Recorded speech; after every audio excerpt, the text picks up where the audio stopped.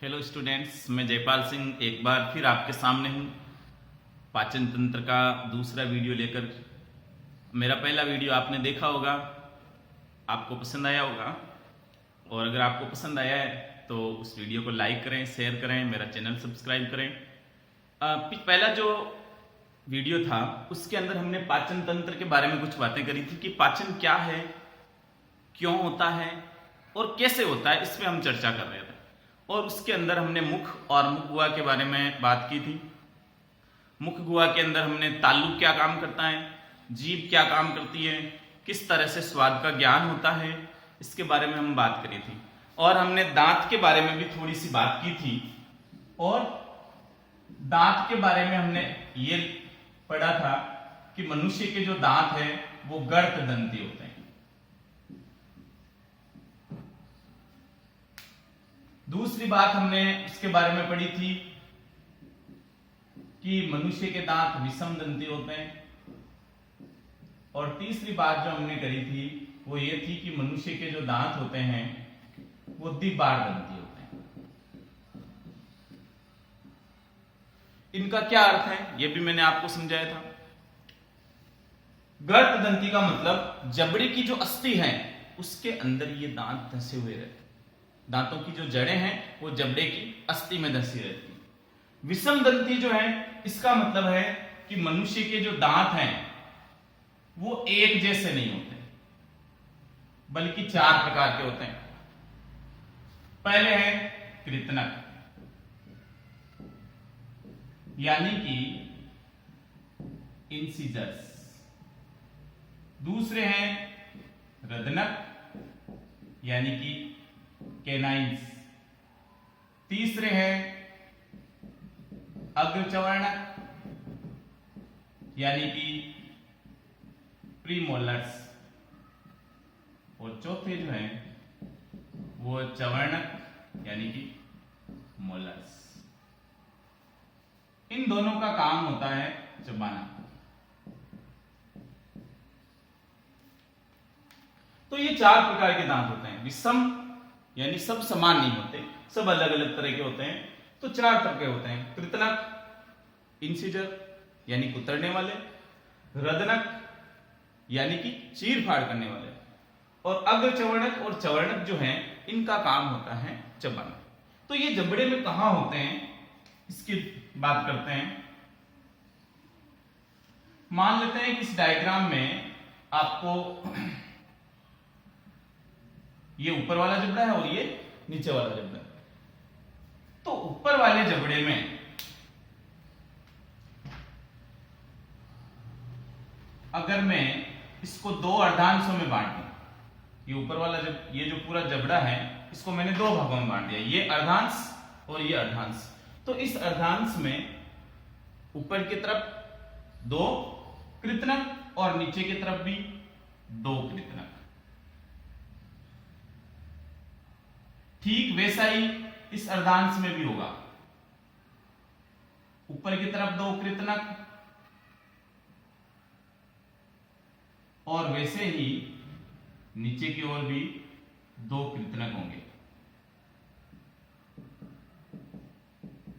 इनका काम होता है कुतरना, यानी कि ये जो कृतनक है ये भोजन को कुतरने का काम करेंगे। जैसे आपने पापड़ खाया होगा या मूली गाजर खाते समय हम जो है इसको कुतर के खाते हैं। तो ये सारी चीजें जो हैं खाने के लिए हम इन दांतों का उपयोग करते हैं। कुतर के इन चीजों को खाते हैं, इसलिए इनको हम क्या कहते हैं, कृतनक। उसके बाद यहां कृतनक के ठीक बाद आप देखेंगे कि इधर भी ऊपर नीचे 2 नुकीले दांत और इस तरफ भी दूसरे अर्धांश में भी इस तरह से नुकीले दांत जो है इनको हम कहते हैं रदनक। यह है रदनक यानी कैनाइन। इसका काम होता है चीर फाड़ करना। तो ये जो दांत है मांसाहारी जानवरों के अंदर ज्यादा विकसित होते हैं क्योंकि उनका चीर फाड़ का काम जो है ज्यादा होता है। लेकिन शाकाहारी जंतु जैसे खरगोश के अंदर क्या होगा, ये वाले जो दांत हैं ये नहीं पाए जाते हैं, इसकी जगह खाली जगह पड़ी रहती है। उस खाली जगह को कहते हैं दंतावकाश, यानी खरगोश के अंदर दांतों की छुट्टी होती है।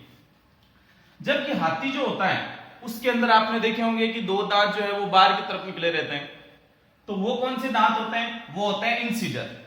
उसके ऊपर वाले जबड़े के दो इंसिजर जो होते हैं वो बाहर निकले रहते हैं, जिनको हम हाथी के दांत कहते हैं। हाथी के दांत खाने के ओर, दिखाने के ओर, तो वो इंसिजर जो है वो बाहर निकल करके हाथी दांत बनाता है।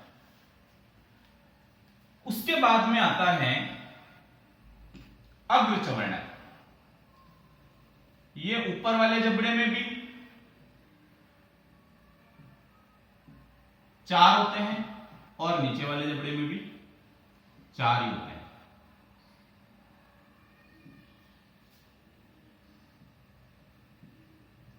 बच्चों के अंदर जो है ये अग्रचवर्णक नहीं होते। तो ये तो कैनाइन है, गदनक, और ये है प्रीमोलर्स, यानी कि अग्रचवर्णक।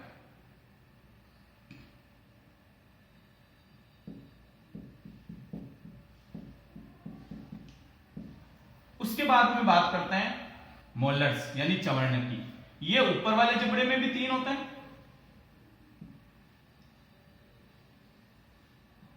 और नीचे वाले जबड़े में भी 3 होते हैं। ये तो अर्धांश की बात होगी। ठीक ऐसा ही इस अर्धांश में ऊपर वाले जबड़े में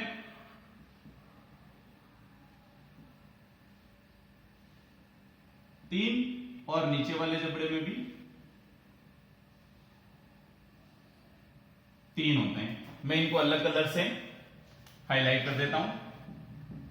ये जो है इनको हम कहते हैं चवर्णक। आप ये डायग्राम बनाइए।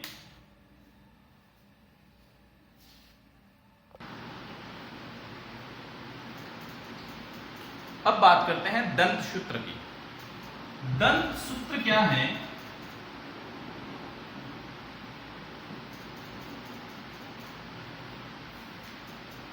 जबड़ों में अर्धांश में, अर्धांश मतलब आधे अंश में, तो जबड़े के अर्धांश में दांतों का जो विन्यास है उसी को हम कहते हैं दंत सूत्र। वापिस सुनिए, दांतों, जबड़ों के अर्धांश में दांतों का विन्यास दंत सूत्र कहलाता है। कितने हैं ध्यान से देखिए।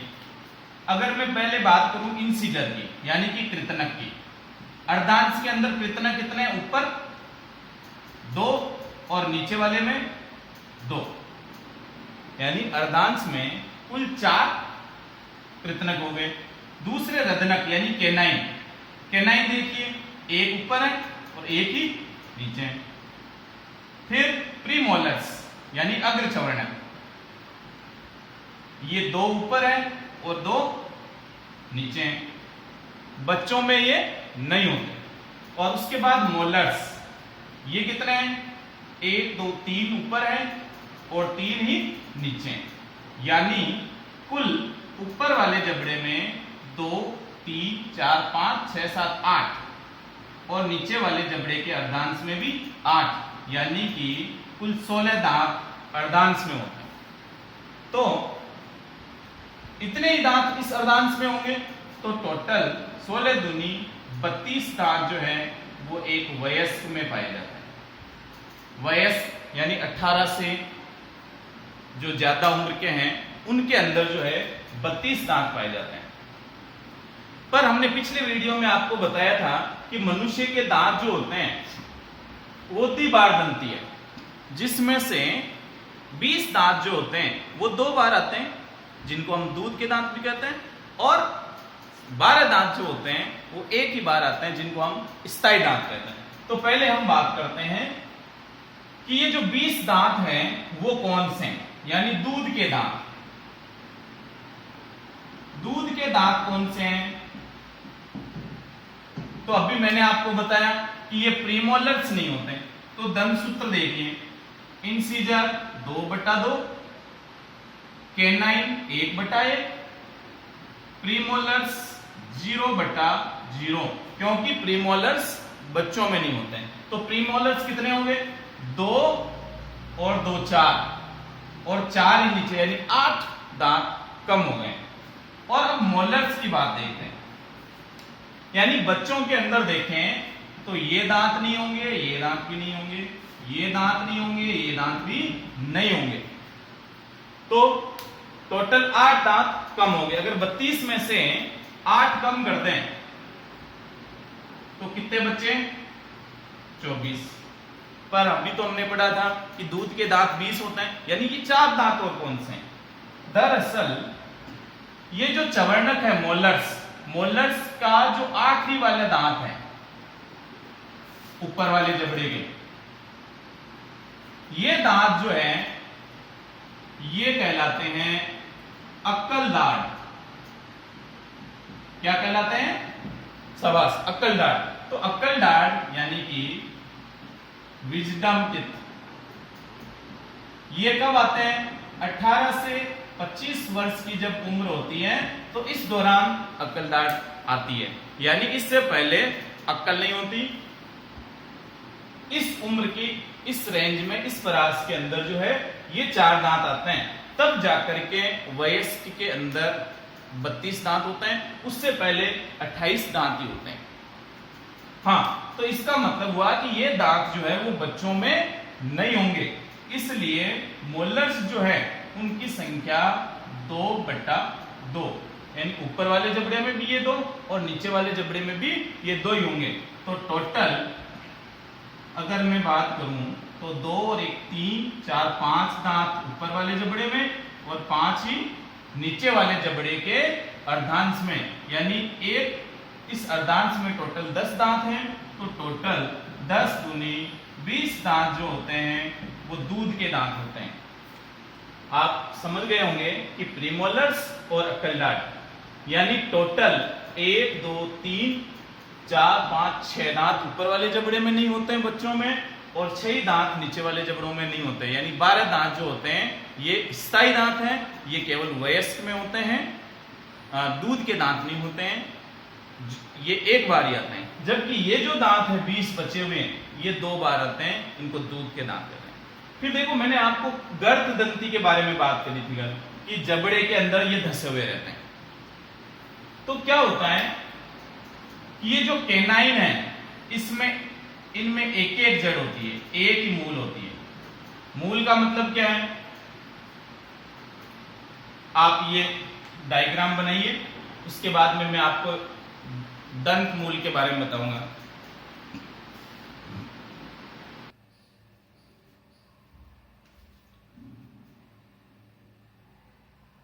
दंत मूल,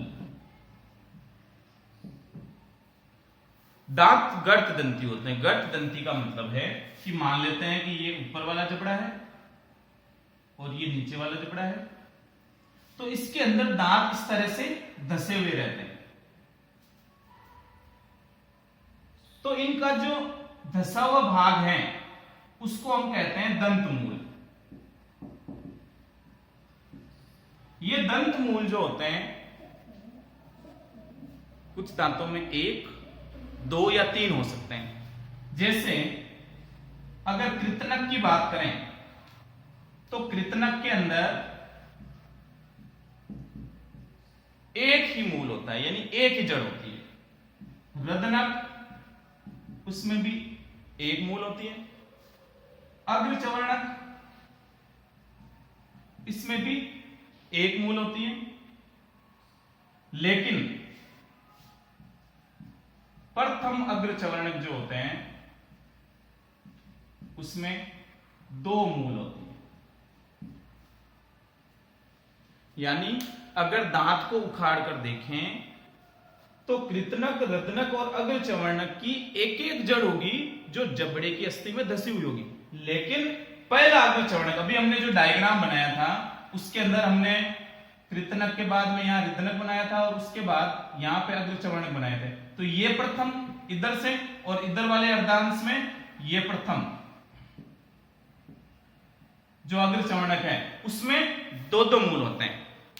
पर मोलर्स जो होते हैं यानी चवर्णक, उनमें क्या होता है ऊपर वाले जबड़ों में तो 3 मूल होती है और नीचे वाले जो जबड़े हैं उनमें 2 ही मूल होती है। यानी ऊपर वाले जबड़े के जो दांत हैं उनके अंदर, चवर्णकों के अंदर 3 जड़ होगी जो जबड़े में धंसी रहेगी, और नीचे वाला जो जबड़ा है उसके जो चवर्णक हैं उसमें 2 ही मूल होगी। नोट कीजिए।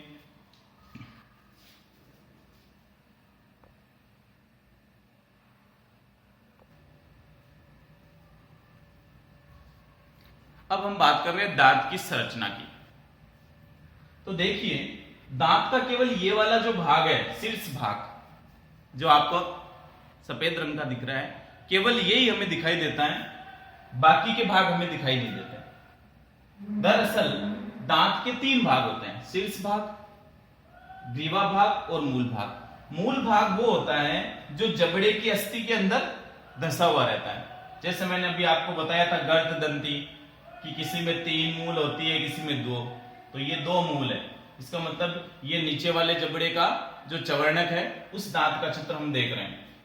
तो मूल भाग, फिर वो भाग जो आधा मसूड़े में है और आधा बाहर है उसको हम कहते हैं ग्रीवा भाग, और जो बाहर से दिखने वाला भाग है उसको हम कहते हैं शीर्ष भाग। ये जो शीर्ष भाग है ये कैल्शियम फास्फेट का बना होता है और ये हमारे शरीर का सबसे कठोर भाग है जिसको हम कहते हैं दंत बल, यानी कि इनेमल। इनेमल जब ब्रश करते हैं तो इसी को मलते हैं हम, इसे कहते हैं इनेमल। तो ये जो इनेमल है ये हमारे शरीर का सबसे कठोर भाग है। इसका अर्थ ये बिल्कुल नहीं है कि आप सरिया मोड़ने की कोशिश करें दांतों से। शरीर का सबसे कठोर भाग है पृथ्वी का नहीं। तो ये दंत बल्क जो है ये कठोर होता है, बाहर से दिखाई देता है, कैल्शियम फास्फेट का बना होता है। दांतों के इस इनेमल के ठीक नीचे की तरफ एक सीमेंट जैसा पदार्थ भरा रहता है जिसको कहते हैं डेंटिन। इस डेंटिन में क्या होता है, विशेष कोशिकाएं होती है जिनको कहते हैं, इस डेंटिन के ठीक नीचे होता है मज्जागुआ या पल्प केविटी, और उस पल्प केविटी जो है उसके अंदर क्या होता है, जो मूल भाग है जो जबड़े की अस्थि में धंसा होता है उस पे छोटे छोटे छिद्र होते हैं जिनको मूल रंध्र या मूल छिद्र कहते हैं। इन छिद्रों से क्या होता है, रक्त वाहिनियां और तंत्रिकाएं जो हैं इस मज्जागुआ के अंदर फैली रहती है। इसीलिए आपको चोट होने पर दर्द महसूस होगा, क्योंकि दांत की जो मज्जागुआ है उसमें मूल रंध्र से रक्त वाहिनियां और तंत्रिकाएं पहुंचती है। तो ये जो मज्जागुआ के ऊपर डेंटिन है ये सीमेंट जैसा पदार्थ होता है, कठोर पदार्थ होता है। ये ध्यान रखिए कि इस दांत में, दांत की संरचना में कहीं भी कोई हड्डी नहीं है। ये जो कठोर भाग है ये कैल्शियम फास्फेट है, और डेंटिन जो है वो भी एक सीमेंट जैसा पदार्थ है, इसमें हड्डी कहीं नहीं है, अस्थि कहीं नहीं है। ये जो मज्जागुआ है उसके अंदर एक विशेष तरह की कोशिकाएं होती है जिनको कहते हैं ओडोंटोब्लास्ट कोशिकाएं। ये कोशिकाएं क्या करती है, इनमें कोशिका विभाजन की क्षमता होती है, और ये ओडोंटोब्लास्ट कोशिकाएं एक निश्चित उम्र के बाद निष्क्रिय हो जाती है। यानी उस उम्र तक हमारे दांत, जब बच्चों में देखा होगा दांत आते हैं, पहले छोटे होते हैं फिर बड़े हो जाते हैं, लेकिन अगर सोचिए हमारे दांत अभी भी बड़े होते रहते हैं तो क्या होगा। तो ये एक निश्चित आयु के बाद में ओडोंटोब्लास्ट कोशिकाएं जो है वो निष्क्रिय हो जाती है। याद कीजिए मैंने आपको बताया था खरगोश जो होता है उसके अंदर दंतावकाश होता है, यानी जो कैनाइन्स होते हैं, गद्दनक होते हैं, वो नहीं पाए जाते, लेकिन उसके अंदर जो ओडोंटोब्लास्ट कोशिकाएं होती है मज्जागुआ के अंदर, पल्प केविटी के अंदर, वो जीवन भर सक्रिय रहती है, और उसके दांत जो है वो ऊपर वाला और नीचे वाला जबड़ा इस तरह से पैक रहता है। अगर उसके ऊपर या नीचे वाले जबड़े के कोई भी दांत टूट जाए तो क्योंकि ओडोंटोब्लास्ट कोशिकाएं सक्रिय हैं इसलिए वो दांत जो है वो क्या करेंगे, लगातार वृद्धि करते रहेंगे। अगर मान लो ऊपर वाले जबड़े के 2 दांत टूट गए तो नीचे वाला जबड़ा जो है उसके दांत ऊपर तक वृद्धि करते हुए उसके मुंह को चीरते हुए बाहर निकल सकते हैं। तो सोचिए अगर हमारे अंदर भी ऐसा होता कि एक ओडोंटोब्लास्ट कोशिकाएं जीवन भर सक्रिय रहती तो हमारा भी दांत फिर हाथी की तरह बाहर निकल सकते थे। ठीक है, तो ये हो गई दांत की संरचना। अब अगला टॉपिक जो हमारा पाचन तंत्र का है वो है ग्रसनी, जिसके बारे में हम अपने अगले वीडियो में बात करेंगे। आपको ये अच्छे से समझ में आया होगा। अगर वीडियो अच्छा लगे तो लाइक कीजिए, शेयर कीजिए और मेरे चैनल को सब्सक्राइब कीजिए।